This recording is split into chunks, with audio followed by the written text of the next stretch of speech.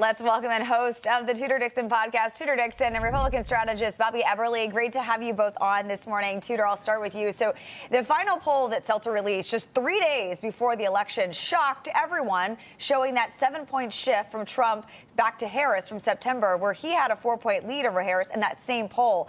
So then we have this lawsuit filed just last night under the Iowa Consumer Fraud Act, which says it seeks accountability for brazen election interference committed by the newspaper. This is a big move. What do you make of this?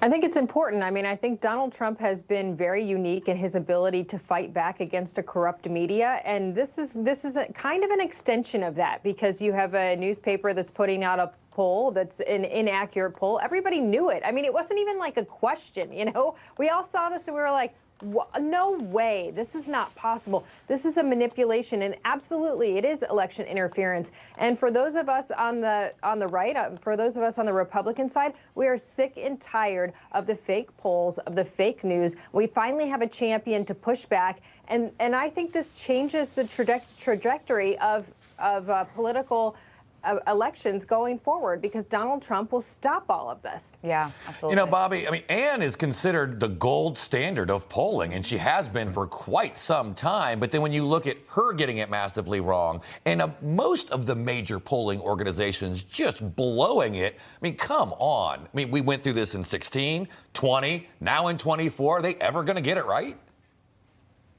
I don't think so. I don't think you can actually accurately poll Trump voters. I mean, we've seen this with 3 elections now. But what was interesting is the media frenzy that surrounded this, you know, supposedly accurate pollster. When that came out, you know, the momentum was clearly moving Trump's way. He was gaining ground. He was leading in all the swing states. And then within days, you know, days from the election, this comes out. It was a major rallying point for the left-wing legacy media. They jumped all over it. And I'm so glad, to Tudor's point, that Trump is doing this, that he's fighting back. We finally have a leader and supporters with backbone, and they're going for it. This one's going to be tough, you know, because there's an art and a science to polling, and ultimately you kind of guess what the turnout of certain demographic groups will be, and they can simply say, oh, well, I thought this one would be higher. And but the fact that you can push this and make people say, like the Des Moines Register, they ultimately published this. So if they thought, hey, maybe we should go back and re-examine this, that's a good thing right there, because election interference has dominated for too long. Or at least think twice before publishing it. Yeah, absolutely. Yes, exactly. Tudor, we saw ABC News and George Stephanopoulos have to pay up earlier this week. $15 million now going to Trump's library. George had to pay $1 million of his own money. But many of these left-leaning media outlets are still convinced that Trump is bad, his people are bad, everything is doom and gloom now. Take a look at MSNBC. Somebody like Kash Patel, who said, I have an enemies list of 62 people, and I promise you, I'm going to arrest journalists, and I'm going to get them criminally or civilly, whatever it takes. That's Orban. That's exactly what Orban and Putin has said they're going to do. Let's look at their economies. I wonder how that would work for the United States of America once that happened the first time.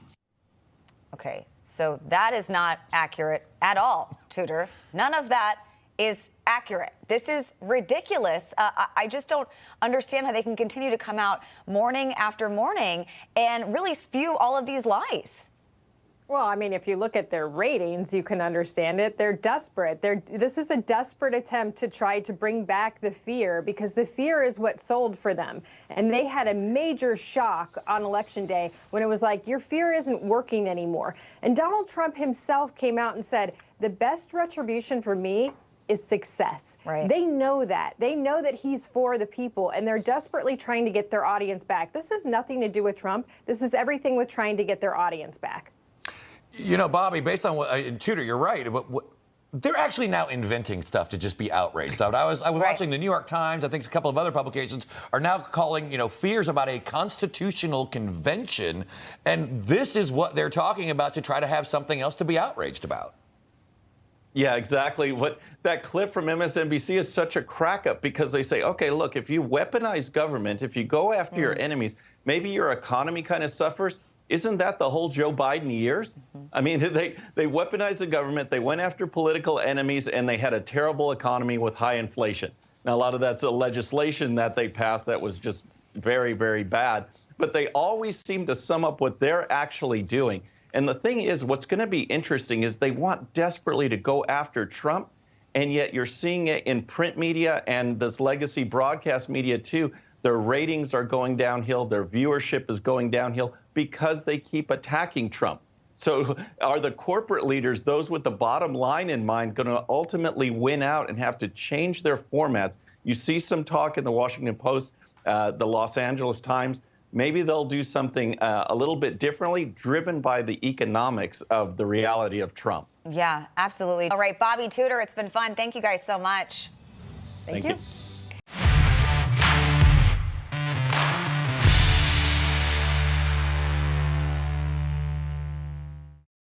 All right, friends, thanks again for tuning in. I really appreciate it. And before you go, please hit that subscribe button above. Once you do, tell your friends, share it, spread the word about the 13-minute news hour so we can keep growing. And for more great content, check out these videos right here, and I'll see you next time.